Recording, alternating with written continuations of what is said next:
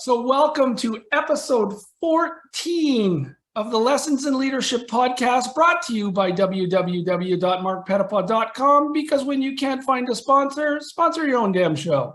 This week's guest for episode 14 is Ron Reich, and Ron's joining us out of New Jersey today. He is the principal and owner of RLB Training and Development and has been in that business for almost 20 years now. So looking forward to learning from Ron today about his journey in leadership and how he impacts other organizations. As I mentioned, Ron's been with RLB Training and Development now for almost over 19 years. Prior to that, he was a management development associate with Organon Pharmaceuticals for 3 years. Then was a sales training consultant for Chubb Computer Services for 2 years. So I'll pick on his sales brain a little because we share that common interest as well.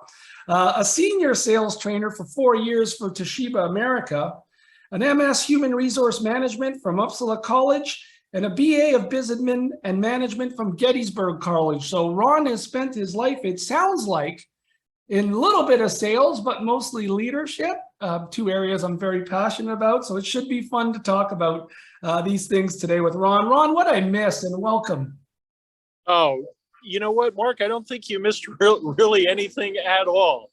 And I truly do share your passion for sales training and the leadership.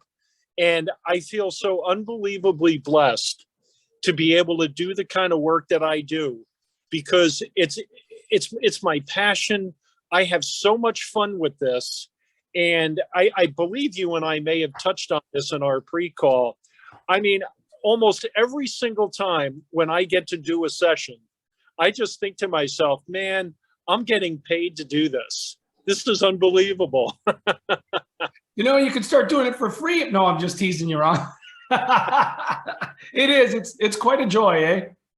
Well, and you know what, Mark? It is. It's an incredible joy.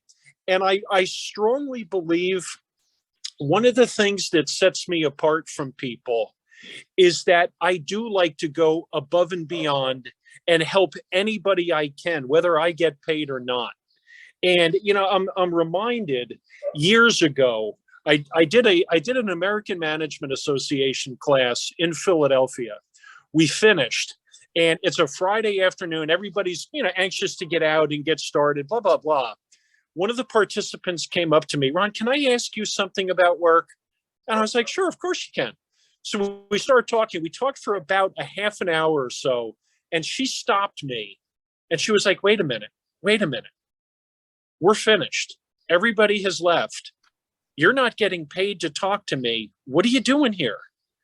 And I was like, there are a couple things in play here. Number one, I care.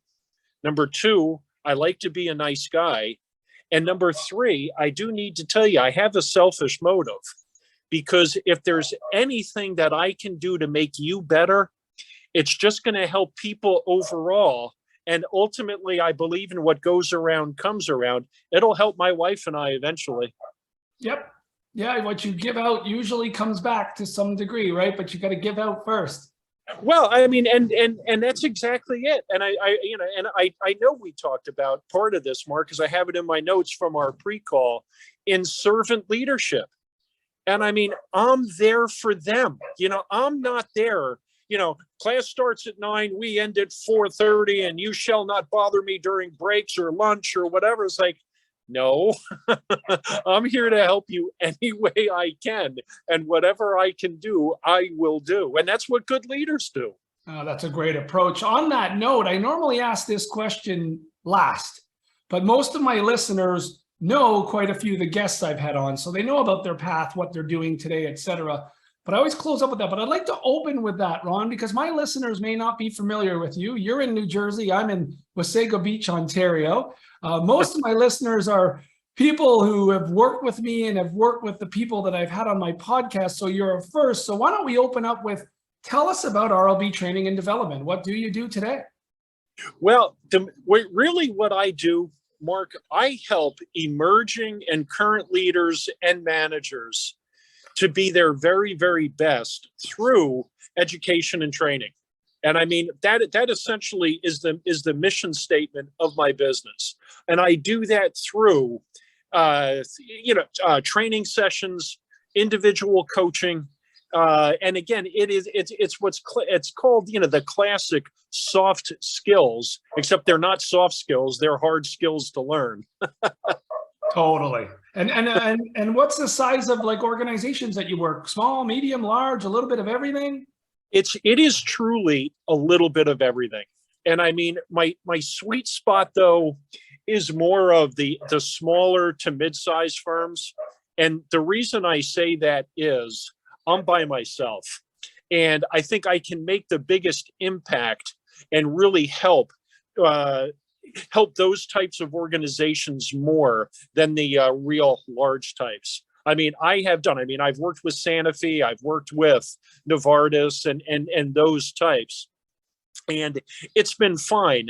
My preference though, and like I said, my sweet spot are the smaller and mid-sized firms. We're talking about, 150, 200 employees. I mean, I have a new client in Boston that has 7 employees, and I'm going to be working with them. Now here's the big question. As a Rangers fan, will you be taking them out to a Bruins game? You might not want to start the relationship that way, Ron. Well, and you know what? It's all about relationships. It's true. Well, now that we've determined we do similar things, I'm going to have to end this call now. No, I'm just teasing. I'm a big believer that, the more we can share, the quicker people can learn. And it's nice to see you're doing similar things on the other side of the border, because I try and focus on the same. Interestingly, though, Mark, I'm also a very big Stephen Covey fan. And habit 4 from Stephen Covey, think win-win. And one of the key principles within that habit is to have an abundance mentality. And what Stephen talks about and what I believe in, there's plenty out there for everybody. There's plenty of business for you. There's plenty of business for me and everybody else who's out there. And the key thing is, at least again, my philosophy, and I'm hearing the same thing from you, share information. Let's help each other, because the better I do, the better you'll do, and the better collectively we'll all do eventually. I like to have that abundance mentality. Love it. So let me ask you this. We'll start maybe diving a little deeper into some of the functional questions so our audience can learn faster. That's the purpose of this podcast, as I was telling you earlier. It's like, let's bring on guests who have been there, made that mistake, learn from it, and knowing there's value in failures, let's help you learn from the biggest one, but avoid the little ones by getting information from this podcast and hearing from others. And there's also a part of, hey, they've been there too. It's okay, I'm going through it. I'm experiencing what other people who've got there have experienced. Yeah. So I want to jump in a little there, but just before I do, the sales to leadership thing. So talk to me about that, because you spent the first part of your career focusing on sales training, and you've spent a large part of your career now on leadership training. When did that happen, and how did it happen? When I joined Toshiba, Mark, my job was sales training. It was pretty much just direct sales training.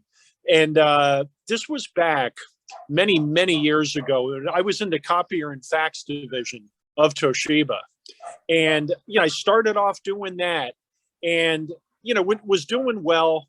And I was so proud and frankly, very, very surprised when Barbara Fulmer, my boss, and Tony Codiani, her boss, came to me and just said, we want to get you involved in what we call, the course was called Sales Management Plus, and it was sales management leadership. They said, you're doing well with the sales training. We want to get you more exposure. And that's where I started. And I mean, it was just so much fun, and it evolved from there. I mean, it's just been, as I had said to you, an incredibly fun journey. Yeah, you touched on something, and I asked the question purposely, and we didn't talk about this in our pre-meeting. I didn't know this. I was hoping it was the answer, so it was a little bit of a risk. Was that transition happened from a functional skill you were transferring, and then teaching others how to transfer that functional skill, and that's a whole new layer of behaviors. Yes. I often talk about, while some sales managers struggle, is because they were the best salesperson on the team, but they don't know how to help other people sell because those are leadership behaviors, and those need to be taught. You know, you're a hockey fan, I'm a hockey fan. We've talked about that. Yeah. I truly believe the reason Wayne Gretzky always struggled as a coach is, how do you coach other people who aren't Wayne Gretzky? Right. You have to be able to speak in the language of the fourth liner, the third liner, the second liner, and the star player. And that's what great leaders do. They find a way to communicate and transfer behavior. So it's interesting to see that happened. Yep. Well, and Mark, I mean, I have to comment on this because, again, what you're saying is so true. And it's been my experience time and time again, not only in the sales world, just in any department, is that, oh, Mark, you're a really, really solid accountant. We're going to make you department manager. And it's like, wait a minute, different set of competencies.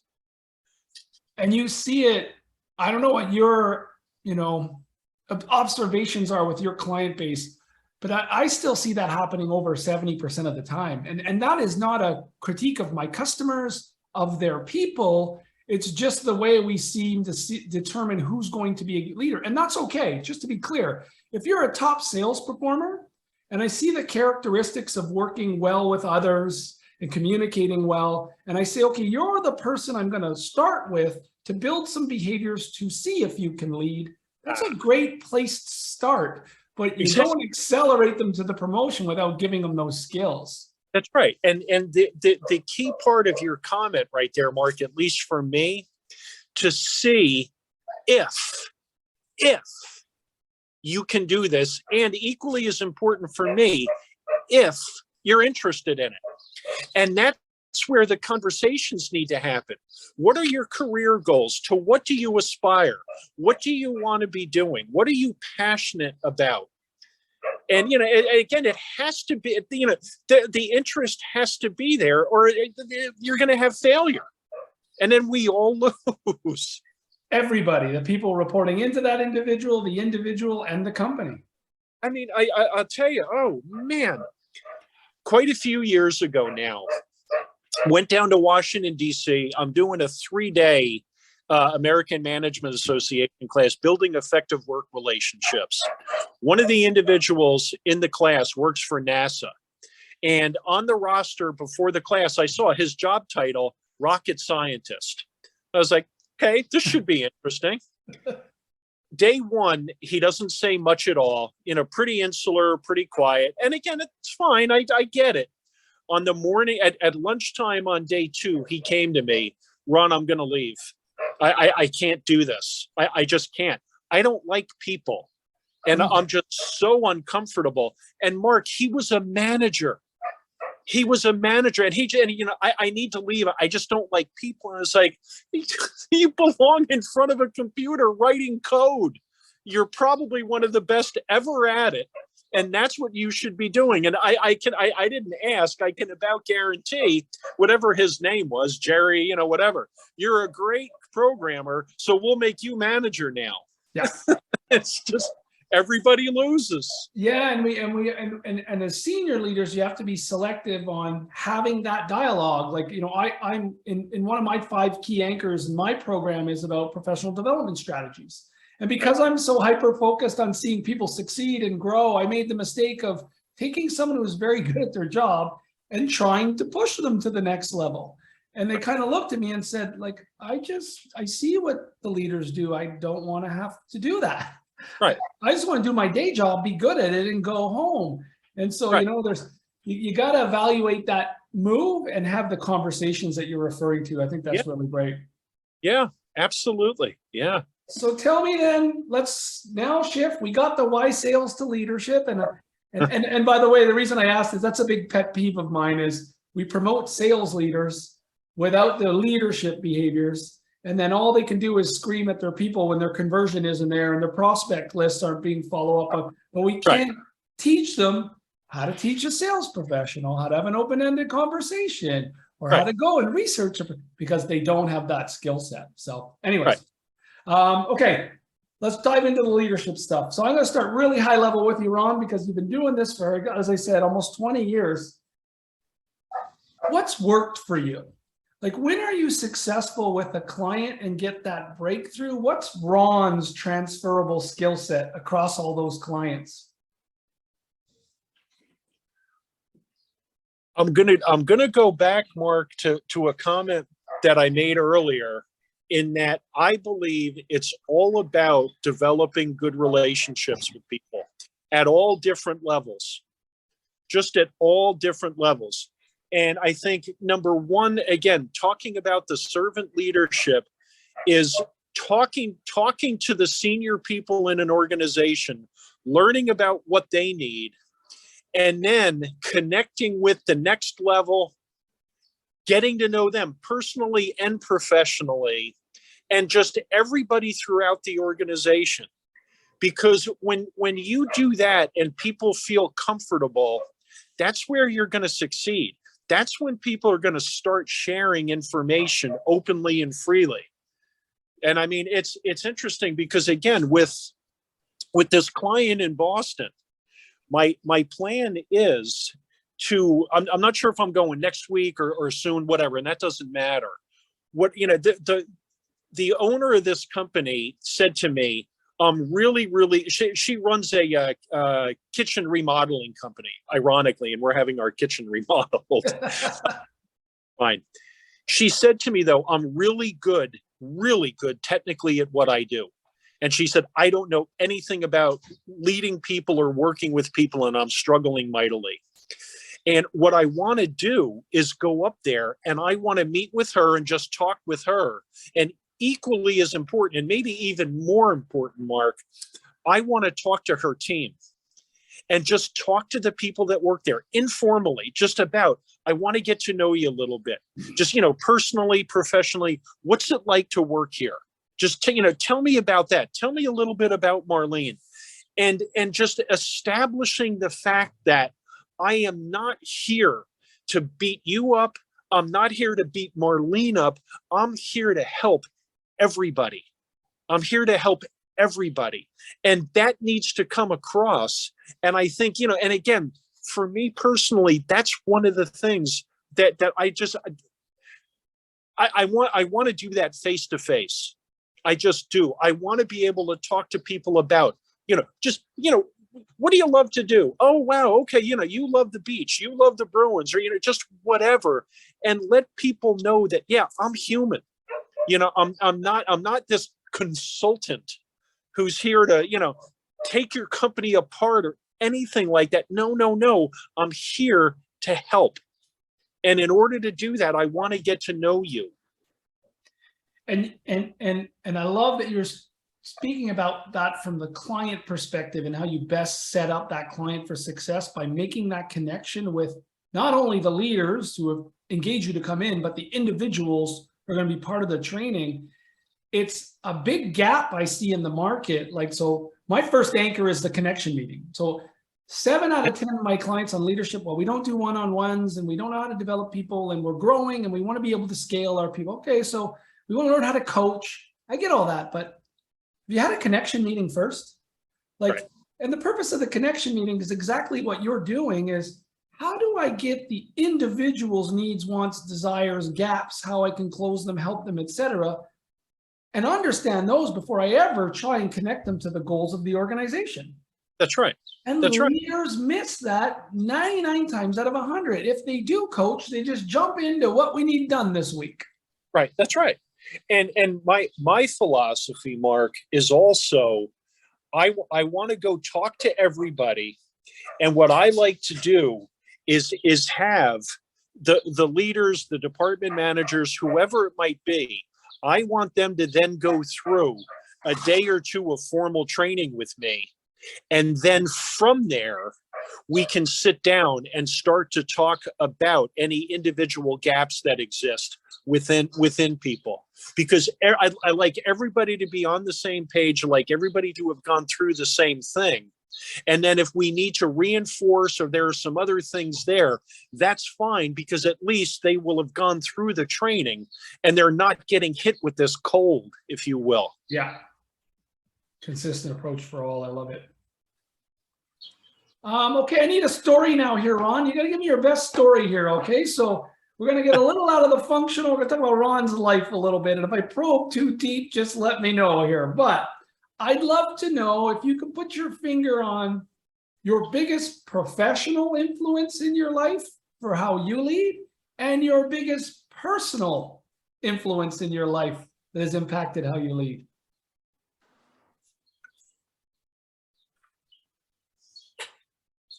Yeah, you know what? This is what I'll talk about, Mark. Okay. The best boss I ever had in my entire career was at Toshiba. A woman named Barbara Fulmer. Okay. Barbara, first of all, Barbara was not the first person for whom I worked at Toshiba. In fact, I don't know how many people there were, maybe even 3 before her, whatever, it doesn't matter. The gentleman for whom I was working resigned. Okay. The team, there were only 3 of us covering the country. So, I mean, we were running around like mad. Jack resigned and we were like, okay, this is too bad because we loved him. Barbara came on board, okay, and she came on board. When I say guns blazing, I am not kidding. And she, to this day, she freely does say, and this is what I appreciate about her so much. She said, I made some mistakes when I came on board. And we were all like, yeah, you did. yeah, you did. I mean, Mark, she called us to a meeting in Dallas, a 2-day meeting, after having been on board for about a month, and she beat us senseless for 2 straight days. I mean, it was just awful. And my point is simply, Barbara came to understand, and I can't say for a fact, although I believe it with every fiber I have, Tony, her boss, talked to her and coached her and let her know, this is not going well. You need to change some behaviors. One of the things that I admired so much about Barbara, even during the time when she was being so difficult with us, is that she never asked us to do anything she wasn't willing to do herself. Okay. Number 2, Barbara, when Barbara coached me, she modeled the behavior that she was looking for. So I knew what she wanted. And as time went on, Mark, there wasn't a doubt in my mind that she wanted me to be the best I could possibly be. And every class I do, I still think of her, and I think about the way she showed me how to facilitate effectively, how to ask good questions, and truly, I'm not kidding when I say this, Mark, how to write good flip charts. I mean, just all of these things. And one of my proudest professional achievements, even though it was many, many years ago, she came to see me do a 3-day interviewing class. And we talked at the end of each day, of course, how did it go? And I knew it was going well after the first 2 days. She had a 15-page form that she used to evaluate us. There were 150 points you could obtain on this form, relative to your competencies and everything else. We sat down when the course was over, and I'll never forget, she looked me right in the eye. She said, Mr. Reich, not Ron, Mr. Reich, you were flawless. Wow. You were flawless. You got 149 out of 150 points. And my question to her was, what did I get the 1 point off for? And you know what she said? Today, your pants weren't ironed that well, and I had to take 1 point off for something. She couldn't tell you were perfect, or you wouldn't be playing the infinite game anymore, right? Like that's exactly right. Yeah. That's exactly right. And you know what, though, Mark, if you don't mind, the one thing, though, that I'd like to add to this, because it's a huge leadership lesson for me, is I prepared so unbelievably hard for those 3 days, and I was ready. And one of the things I believe, and actually we'll do the sports analogy, okay? I believe with every fiber I have, you play like you practice. I practiced really, really hard, and I was ready. And because I practiced so well, I played well. And, I can take you back. I have an incredible memory for certain things. I can take you back to my senior year in high school. And we had a big basketball game coming up against Mountain Lakes, one of our biggest rivals. And I still remember Tom O'Brien, our coach, coming up to us on Thursday. The game's Friday night. Guys, big game tomorrow night. We need to have a really good practice today because we will play tomorrow night like we practiced today. So let's go. We had a really, really good practice, and we beat the tar out of them Friday night. And I still remember that. I was like, you know what? There's something to this. Yeah, it's. I draw that sports analogy with Nick Nurse and the Toronto Raptors, and when it comes to behaviors, coaching live and in the moment versus coaching in practice, and how they're both intertwined around behaviors. They watch and observe how you do the game. They give you feedback on the behaviors at timeouts, make adjustments, different defensive sets, shuffle your feet. They don't say, hey, let them score less and let's score more. Right. Like that's just coaching the KPIs without coaching the behaviors. That's right. And then what they observe, they bring back into practice so you're better prepared to execute in the next game. Exactly. And too many leaders don't show up for the game. They sit in their office. They're on the practice court while the game's going on. Yep. Or they show up to the game, but they don't take the behaviors back to practice and work on them, right? And help their team improve. So I love that analogy. But I got to ask you, great answer on the professional side. What about the personal side? And I'll just give you some context and where I'm trying to go. For me, the type of leader I am when I'm on is my mom and my dad. My mother is a maritimer, mother of 5 boys. She was the life of the party. Everyone had to eat. Everyone had to have a drink. Everyone needed to be laughing before she'd worry about herself. My father was a military man. Discipline, punctuality, right? So you put those two things together, and I believe you got someone who cares a lot about people being taken care of and succeeding and putting a process behind it. Who are your personal influences that you could tie to leadership? Mark, I'm laughing because you just told my story. I'm glad to hear that. But let's hear it out of your mouth. You did. My dad was a top executive where he worked. You mentioned the name Fred Reich, and everybody in the company. Oh, of course, Fred. As one of the senior leaders, and he came out of the command and control era. And I mean, what I learned from him, the discipline, just the execution of things, and just that. I mean, I'm big, Mark, on phrases and those sorts of things. My dad told the story one day. A manager of his came to him and was talking to him about he was so proud of what a good problem solver he was. Fred, I solve problems beautifully. I understand them and I analyze and I get alternate solutions. And he's going on and on about what a great problem solver he is. And my dad said to him, you know what? You know what you're really, really saying is that you're not very good at your job. Because he said, it sounds like you're spending a lot of time solving problems. And I don't want you solving problems. I want you preventing the problems in the first place. Mm. And I was like, wow, Dad, that is a keeper. That is a keeper. And I mean, I could go on and on with stories about that, just how I admired him. And the other thing that I learned from my dad, Mark, is going back to my senior year in high school. He's a senior executive, and he took every single Tuesday off unequivocally during the basketball season so he could come see me play. And I mean, what a lesson I learned there about the importance of family and the importance of, I'm not sure I want to say work-life balance, is just though that, hey, you are a priority over and above my job. And hand in hand with that, the other leadership is from my mom, a woman of incredibly deep faith, a woman who loved her family so unbelievably deeply and was so unbelievably devoted, and yet would tell you the truth no matter what.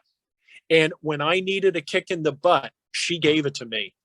And I admired that about her. Just absolutely admired that. She was so kind. She was so loving, and she could let you have it between the eyes when you needed it. And again, in a loving way. I don't mean to say that, just like, hey, Ron, this is unacceptable behavior, and I don't ever want to see this again. And okay, that's fair. And man, did I respect her for that. Oh, that's awesome. So you've got execution, discipline, yet importance of family from dad. You've got mom loving the family, but no issues, giving it to you right between the eyes when you needed it. Those are great characteristics and qualities to have in a leader. And if they've influenced you to influence others, it's a great rock, And it's funny, I went through the journey of, I lost my dad a few years ago, and I lost my brother just a couple months after that. I'd lost my mom quite a while ago. And you got to look in the rearview mirror to understand what's been helping you drive down the road. Right. It's crazy until you stop and you go through that piece in your life and you're like, oh, wait, I'm kind of wired in a good way from everything they've influenced me over the years. And boy, that's showing up in my work. That's a really positive thing. Okay, so let's talk about, you don't have to pick one, you don't have to pick many, this is up to you. I always ask this question. I really view failure as a springboard. And in full respect to your father about not making problems, finding the problems before they happen versus solving them, there is big value in learning from mistakes, as long as you don't repeat them. So that's right. Do you have anything in your career that you could share with the group? You're like, yeah, this was a mistake I thought I'd never get over, but here's how it helped me. What's your biggest learning from a failure in your life? I'm with Toshiba, and I'm going to be doing a 5-day sales training, product knowledge / sales training class. And I deny to no one that I did not know the products as well as I should have. And I thought what I could do was sort of skate through, if you will, no pun intended with the hockey and skating. I thought I could skate through the product knowledge part and concentrate on the selling skills, which I knew really well. On the morning of, it was about noontime on day 2, 2 people from Philadelphia got up. You don't know what you're doing. We're out of here. And they left. Wow. About 2.5 hours later, I got a telephone call again from Tony Codiani, who I mentioned earlier, my boss's boss. And Tony tore me to shreds. Rightly so, because I had made a really bad mistake. And I vowed from that day forward, Mark, I will never walk into a classroom unprepared again. And that goes back to what we were talking about with my greatest professional achievement, because I was so well prepared for that. I prepared. I hope you believe me, because it is true. I prepared for our podcast today. I'm talking with someone else again on Friday. I already have my notes together. I refuse to go through that again. I won't do it. And I mean, it was a terrible mistake, a terrible feeling, and yet it worked out well. And I do need to say too, Mark, because again, what I was talking about earlier relative to the importance of relationships, we had a network of dealers at Toshiba that sold our equipment. We didn't have direct sales reps. So these 2 guys worked for a dealership outside of Philadelphia. And I ended up calling the president of that dealership and just talking to him on the phone. He goes, I will never send ever anybody to any more Toshiba training because, you guys don't know what you're doing. And I was like, Art was his name. I was like, Art, I get it. I understand how angry you are. Please, can you give us one more chance? And if you will, you can send them for free. We won't charge you for it. Just send somebody. He sent one person and that went well. He started sending some others. Very long story short, Art and I became friends. Mm. And, again, it's like, hey, and a good leader too admits mistakes. Art, I was wrong. I'm sorry. You have every right to be angry. It's just totally on me. There are no excuses coming out of my mouth. Here's what I'm going to do in order to change it. Yeah, and I find a lot of leaders, and I see that changing today, but I find a lot of leaders view that as a sign of weakness.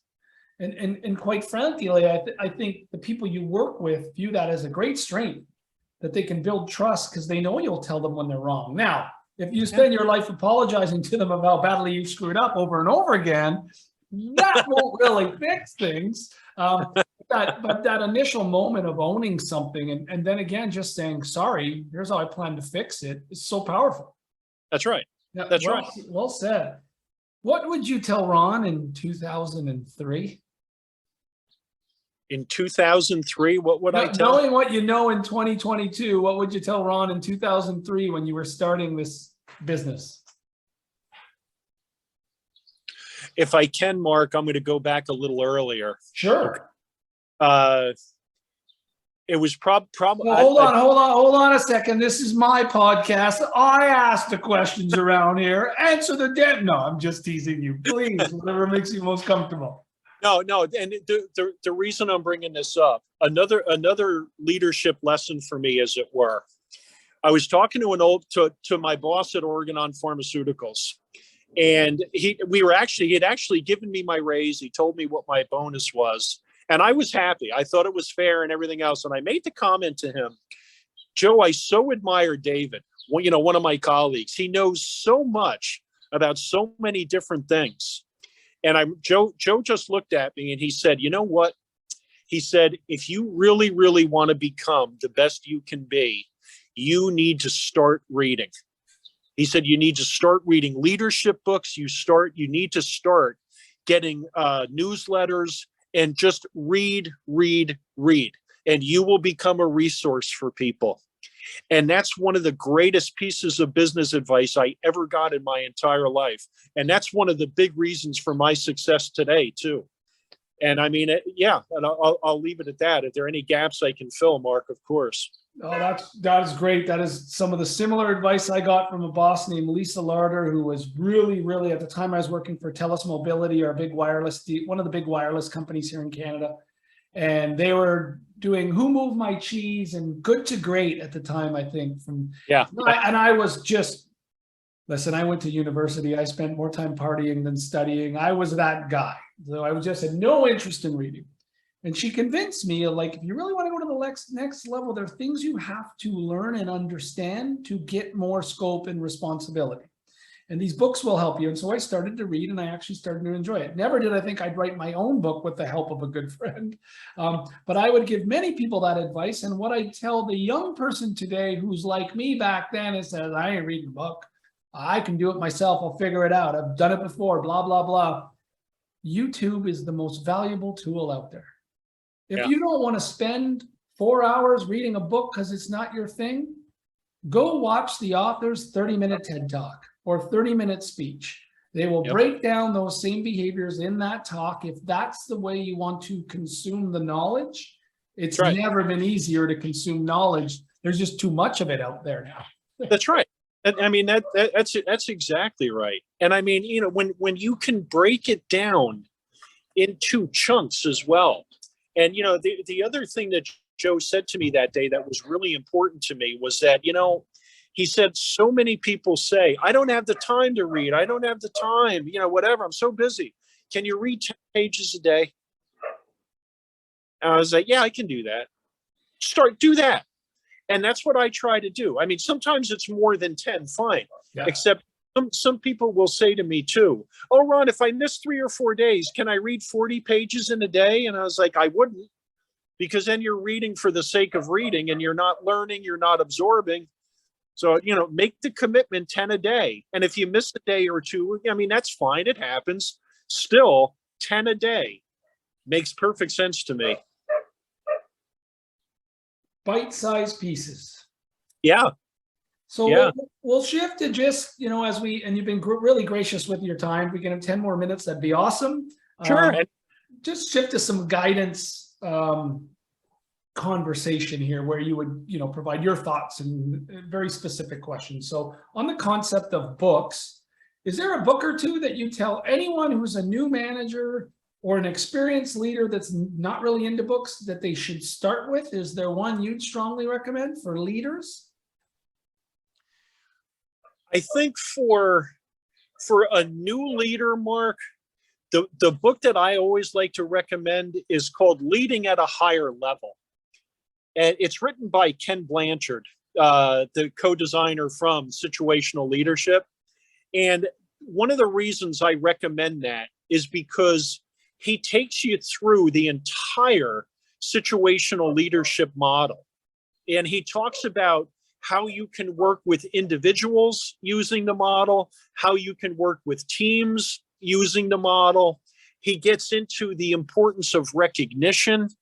And so it's more than just a management book. He touches on other things as well. For more experienced leaders, one of the best books I've read is called Leadership is Language. And it's written by the author is a guy named David Marquet. He's a former military guy.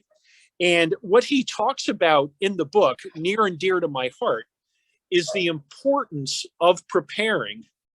He also talks about the critical need for leaders to be open to hearing what their teams have to say to them and how to do that. And one of the things he does, and I like this a lot. If you work for me, Mark, okay, and you're gonna be delivering a training program for the first time, what a lot of leaders will do, Mark, are you ready to deliver this program? Yes or no? Mark, on a scale of 1 to 10, how ready are you to deliver this program? Ron, I'm at an 8. Okay, great. What prevents it from being a 10? How can I help you? Yeah. And I mean, he goes through that. He goes through a lot of other techniques relative to project management and taking what he calls, and now the term just left me. It's essentially a formal stop. In other words, if you have a 6-month-long project, he recommends you stop everything at 2 months or whenever you decide to stop it. Stop the project, you sit down and you analyze everything that's going on, everything. What's going well? Where are we struggling? Are we on track?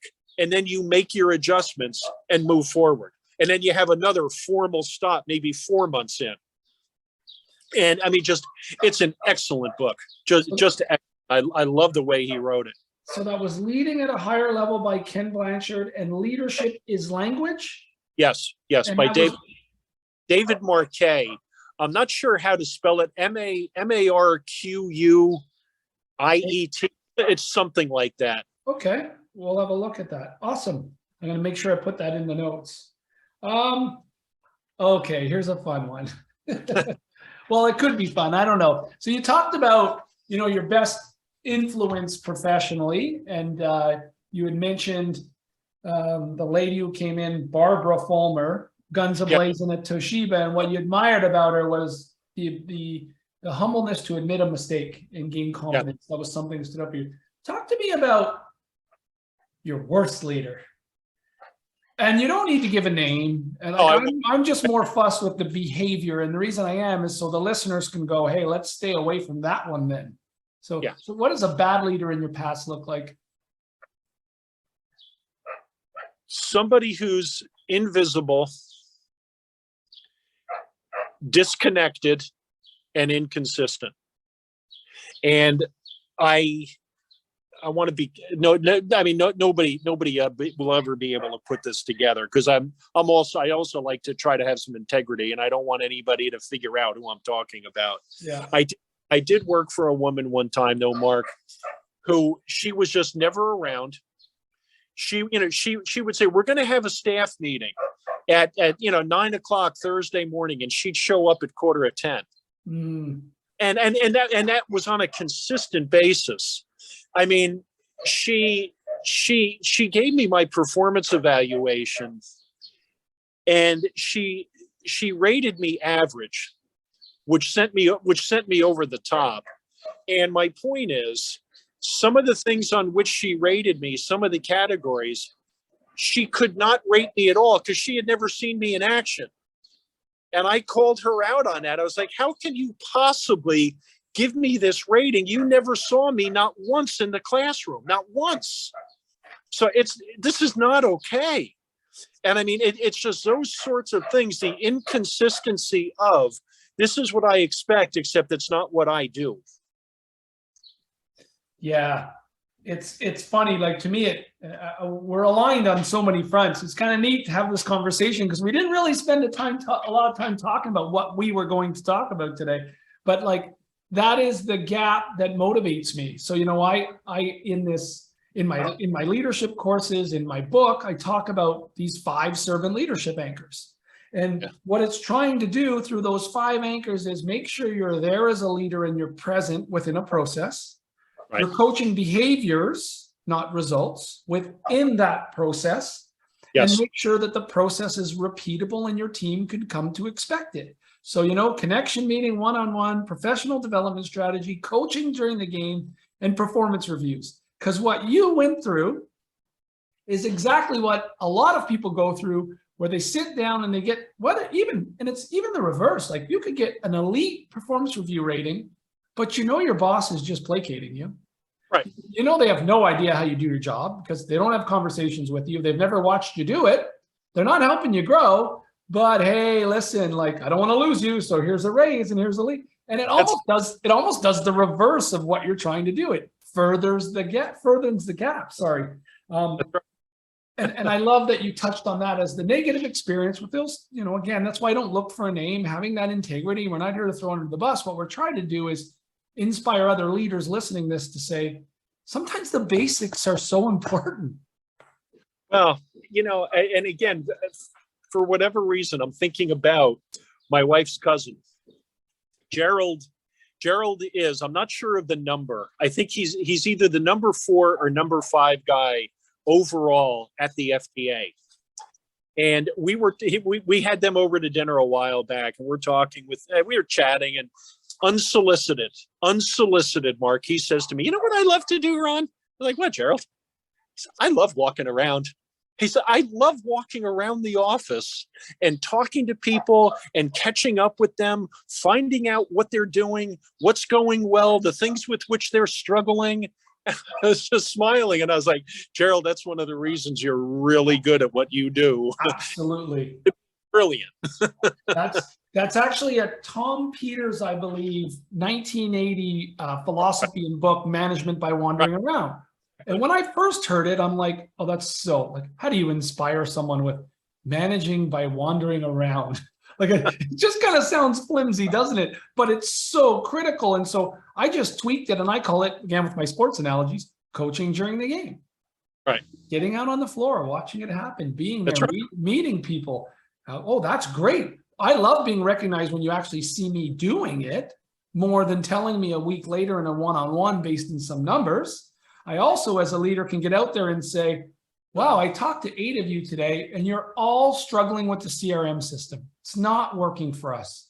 I get it. That's real. I'm taking it back to the IT team. We're going to clean this thing up, and I'm going to come back and empower my sales team again. See, and that's the key too, because you're seeing a pattern. So you're realizing it's not, you know, it's not Mark, it's not Jeff, it's the whole team that's struggling. So therefore, something's wrong with the system itself, something's wrong with the process when everybody is struggling. Okay, we are 52 minutes into this thing, and you have been awesome. I feel like I could talk to you all day, Ron, but I won't do that to you. I promise. I know you got a renovation going on at your house. And so I don't want to hold you back, and you're outside doing this graciously. So thank you. Parting words. What would Ron, and then I got one more question for you, but what would Ron tell someone who's listening to this podcast today, who's accepted their first leadership role and they have a team that reports into them, and they're going on this journey of management and leadership, 2 different things? What would Ron tell them? Get to know your team really well. No, you know what, Mark, actually, let me back up for a second. Get to know yourself extraordinarily well first, then get to know your team. Then get to know your team, because the better you know yourself, the more effectively you'll work with other people. Love it. Where can anybody who wants to learn more from Ron find you? What's the best place for anyone to find you? Mark, probably the best way to do it is through LinkedIn. And just very simply, my name, Ron Reich, R-E-I-C-H, and it's RLB Training and Development. And there are truly, and I'm going to be self-serving here, and yet I am and I'm not, because I hired a marketing coach about 4 or 5 months ago. And again, a good leader realizing I need some help, and I needed some help marketing. And what we're putting out there are going to be a bunch of leadership snippets on the page. There are going to be some really cool tips that are available to anybody out there. So, I mean, if anybody's interested, please go. And, if anybody wants to have a conversation, and I mean that, it's a conversation with me, please feel free to reach out. It's not going to be a sales call. Oh, yes, and this is what I offer. And, oh, yeah, great. No, I promise you, I'll talk to you. And if there's a need and you want to talk about working together, of course I will. If there's not, and you just need some information or some advice, I'll be glad to give it to you. Amazing. What a great place to end the podcast. So that open offer to help and find you on LinkedIn. And if I heard you correctly, there's some more valuable content coming as well. Yeah. Yeah. Amazing. Ron, I'm glad we did this. I mean, we met, I think, on a Facebook group about podcasts. Right. And I've been approached by a ton of people about coming on the podcast. And, I have a theme. And so usually I don't put anyone on this podcast that I don't know. And if I don't know them, they've got to be aligned to the value this podcast is trying to provide. And man, you nailed it. So I really, really appreciated you doing this. Mark, thank you. And truly, it's been my pleasure. I mean, it's so much fun to talk with a nice guy and to talk with somebody who knows what he's talking about. So it has been my pleasure. Oh, that's great. So I will